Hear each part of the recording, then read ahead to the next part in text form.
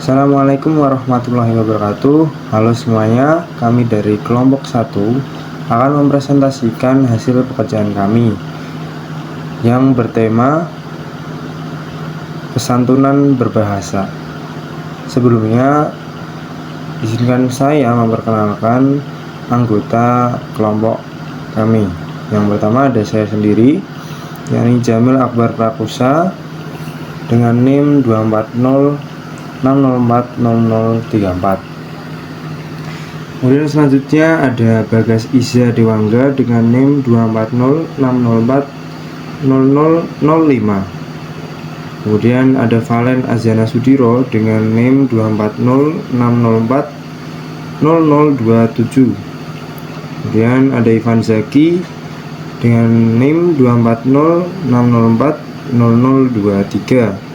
Selanjutnya yang terakhir ada Roberto Rusdiana dengan NIM 240604018. Baiklah, latar belakang dari pembahasan materi kami, yakni kesantunan berbahasa, berkaitan dengan cara seseorang menggunakan bahasa dalam berkomunikasi.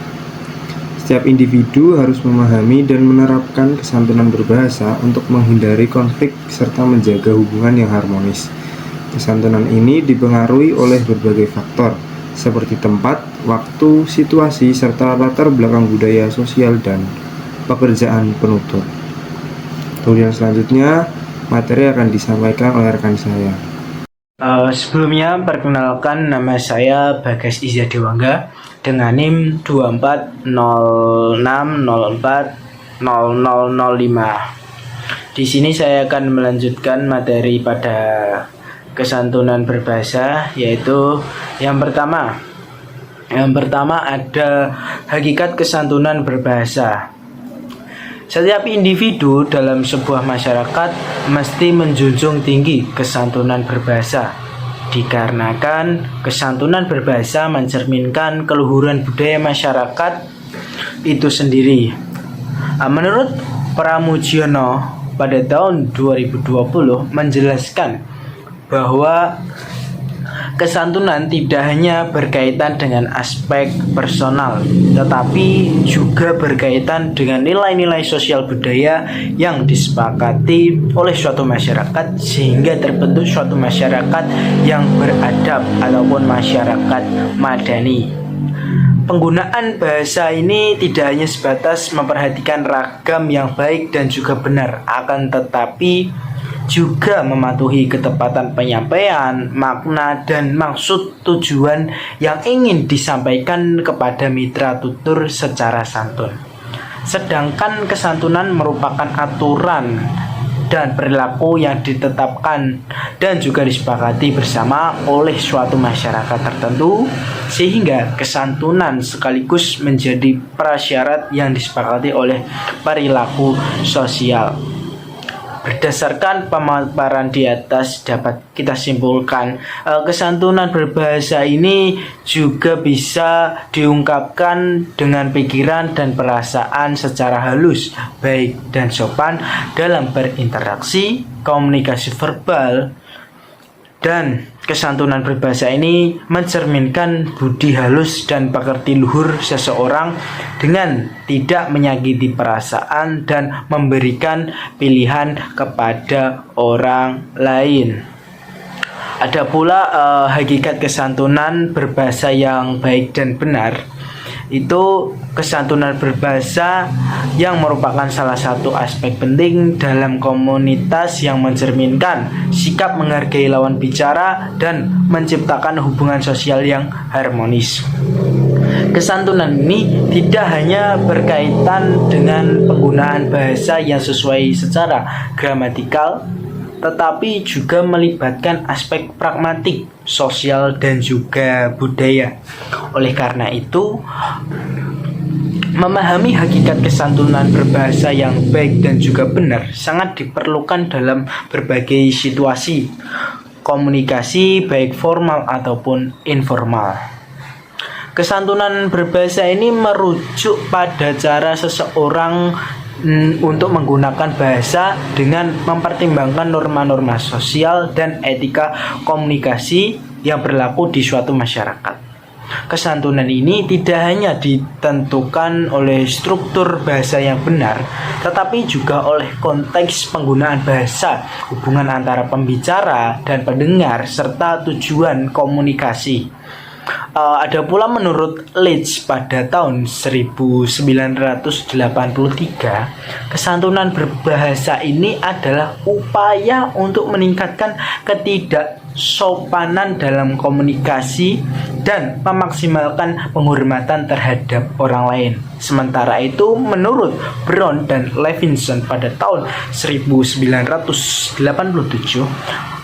mengembangkan teori kesantunan yang berfokus pada konsep muka dalam interaksi sosial yang mencakup muka positif, yaitu keinginan untuk diterima, dan muka negatif, keinginan untuk dihormati.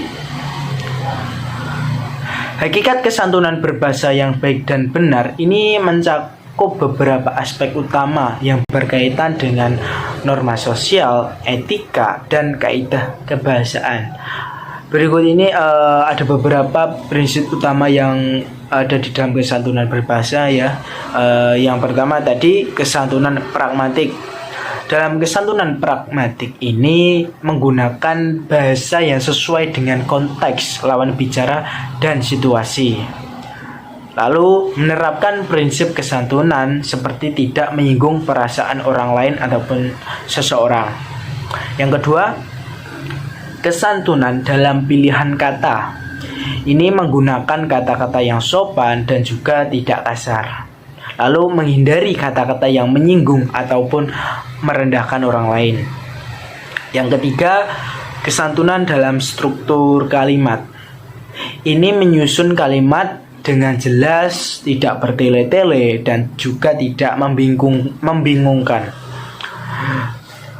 Serta menggunakan bentuk kalimat yang menunjukkan rasa hormat seperti penggunaan kata mohon ataupun silahkan. Yang keempat, kesantunan dalam intonasi dan juga gaya bicara. Ini menyesuaikan nada suara agar tidak terdengar menyinggung atau mengintimidasi seseorang. Lalu menggunakan ekspresi wajah dan bahasa tubuh yang mendukung komunikasi yang sopan. Yang kelima ada kesantunan dalam bahasa tertulis. Ini menggunakan ejaan dan juga tata bahasa yang benar sesuai dengan kaidah bahasa. Setelah itu menghindari penggunaan huruf kapital berlebihan atau tanda baca yang menimbulkan kesan kasar. Maka dari itu semua, kesantunan berbahasa ini sangat penting dalam membangun komunikasi yang baik dalam kehidupan sehari-hari, dunia akademik maupun lingkungan profesional. Baik, yang selanjutnya yaitu prinsip-prinsip. Menurut Robin Thomas Lakoff, ada 3 buah kaidah yang harus dipatuhi untuk menerapkan kesantunan, yaitu formalitas, ketidaktegasan, dan kesamaan atau kesekawanan. Yang pertama yaitu formalitas, berarti jangan terdengar memaksa atau angkuh.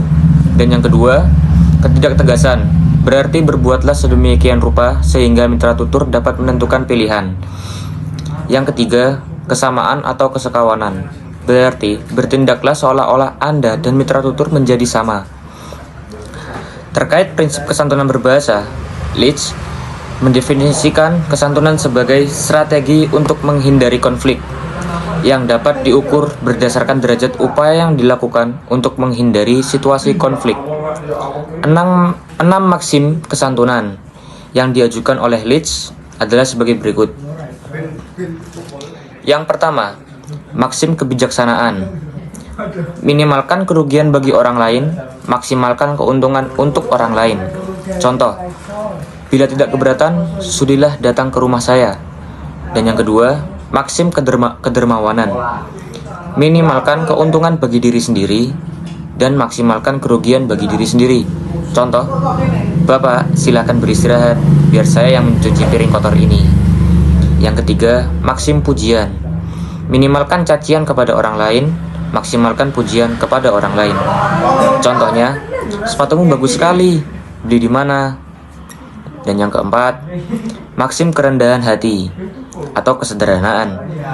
Minimalkan pujian kepada diri sendiri, maksimalkan cacian kepada diri sendiri. Contohnya, duh, saya bodoh sekali.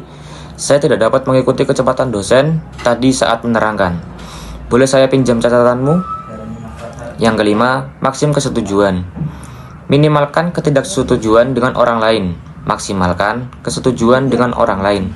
Contohnya, betul, saya setuju, namun... Dan yang keenam, maksim simpati. Minimalkan antipati kepada orang lain, maksimalkan simpati kepada orang lain. Contohnya, saya turut berduka cita atas musibah yang menimpa Anda.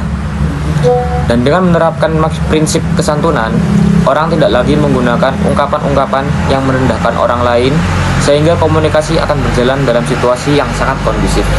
Sekian dari saya. Selanjutnya akan dibacakan materinya oleh teman saya. Perkenalkan, nama saya Roberto Setiana Dewa dari program studi pendidikan kepelatihan olahraga Fakultas Ilmu Keolahragaan dengan NIM 240604018. Pada kesempatan kali ini saya akan menjelaskan mengenai ciri-ciri kesantunan berbahasa.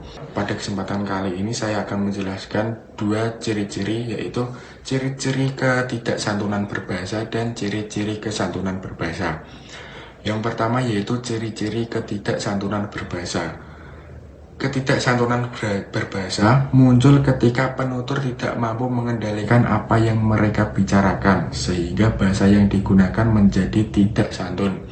Jadi, ketidaksantunan berbicara itu bisa muncul ketika seorang penutur berbicara tapi dilandaskan dengan sebuah rasa emosi atau ingin menjatuhkan seseorang.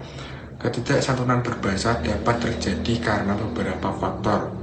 Banyak faktor yang mempengaruhi ketidaksantunan berbahasa. Salah satunya ada penyampaian kritik secara langsung dengan kata-kata kasar.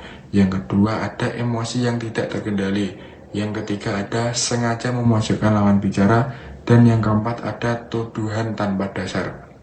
4 faktor ini merupakan suatu faktor yang menyebabkan ketidaksantunan berbahasa dapat muncul pada seorang yang berbicara. Ciri-ciri kesantunan berbahasa yaitu yang pertama menggunakan kata-kata sopan seperti contoh tolong, terima kasih, maaf, menghindari kata-kata yang menghina. Yang kedua ada menyesuaikan bahasa dengan situasi dan lawan bicara. Seperti yang kita tahu ketika kita berbicara dengan seseorang, tentunya kita harus dapat mengetahui situasi yang sedang kita hadapi, apakah situasi tersebut formal ataupun informal. Yang selanjutnya ada menggunakan intonasi yang ramah. Intonasi juga menentukan apakah kesantunan berbahasa yang kita ucapkan itu sudah memenuhi kaidah kesantunan berbahasa ataukah belum. Adapun pengertian ketidaksantunan berbahasa menurut beberapa ahli. Salah satunya ketidaksantunan berbahasa menurut Pranowo 2009 menguraikan ciri-ciri kesantunan berbahasa bisa nampak pada indikator kesantunan berbahasa. Indikator kesantunan adalah penanda apakah dapat dijadikan penentu bahasa Indonesia pembicara itu santun atau tidak.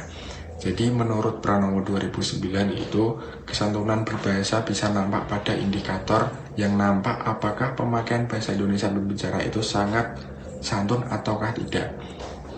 Yang kedua ada menurut Agustin 2017 terdapat dua bentuk kesantunan, yaitu bentuk kesantunan linguistis dan bentuk kesantunan paramatis. Bentuk kesantunan linguistis terdiri dari intonasi, diksi, dan struktur kalimat. Sedangkan kesantunan paramatis yaitu cara atau gaya bahasa. Jadi dapat disimpulkan bahwa kesantunan linguistis sendiri yaitu merupakan intonasi atau diksi yang kita sampaikan. Intonasi sendiri merupakan tinggi atau rendahnya nada yang kita sampaikan ketika berbicara. Yang selainnya adalah yaitu kesantunan paramitis, yaitu cara atau gaya bahasa yang kita sampaikan. Jadi cara atau gaya bahasa yang kita sampaikan sendiri merupakan pengaruh apakah bahasa yang kita sampaikan itu sudah memenuhi kesantunan berbahasa ataukah belum. Nah, itu tadi penjelasan saya mengenai ciri-ciri kesantunan berbahasa. Sebelum saya akhiri, saya mohon maaf apabila ada kata atau penjelasan yang kurang dipahami dan kurang tepat, serta ada tutur kata yang kurang berkenan, mohon dimaafkan. Kurang lebihnya saya mohon maaf.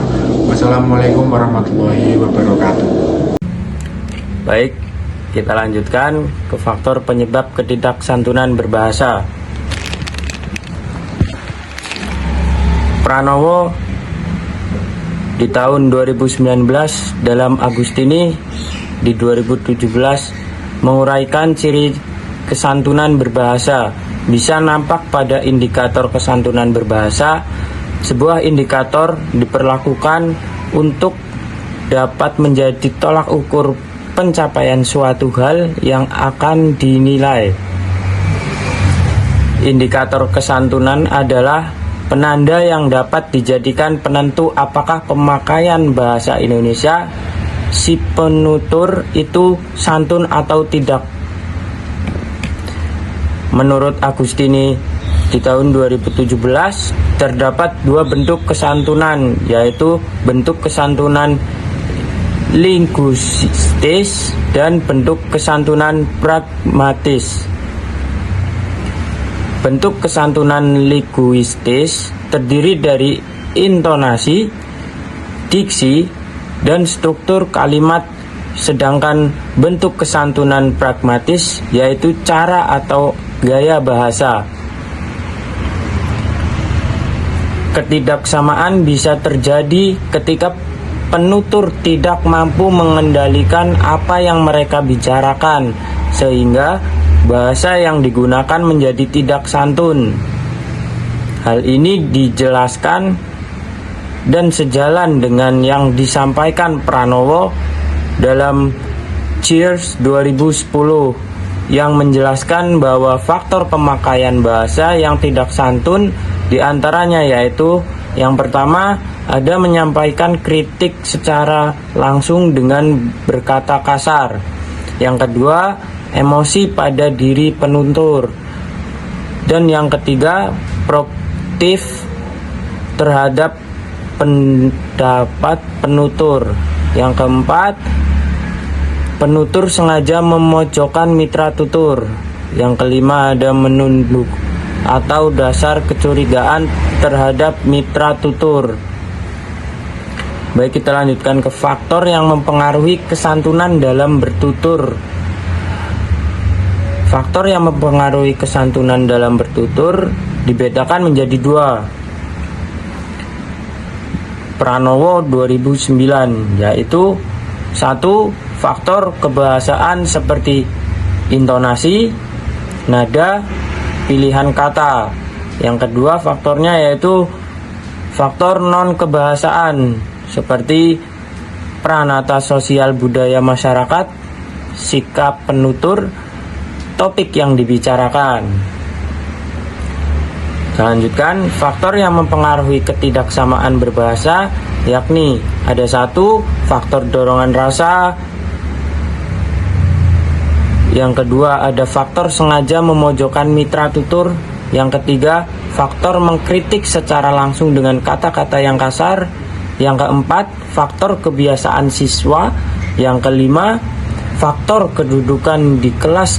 Dan yang keenam atau yang terakhir, faktor latar belakang sosial penutur.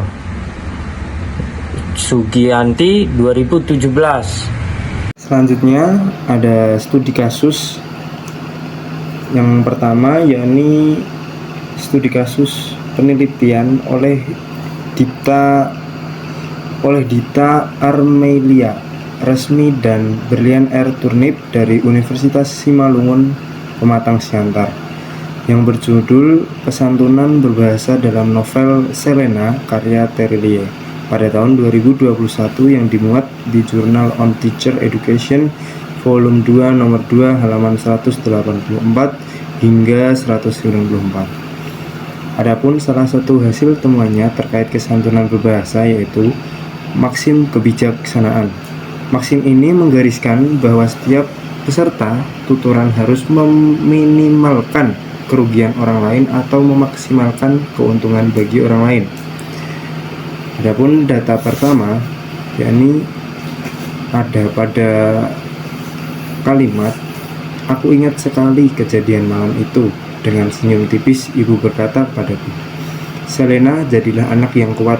Kamu akan sendirian menghadapi kehidupan.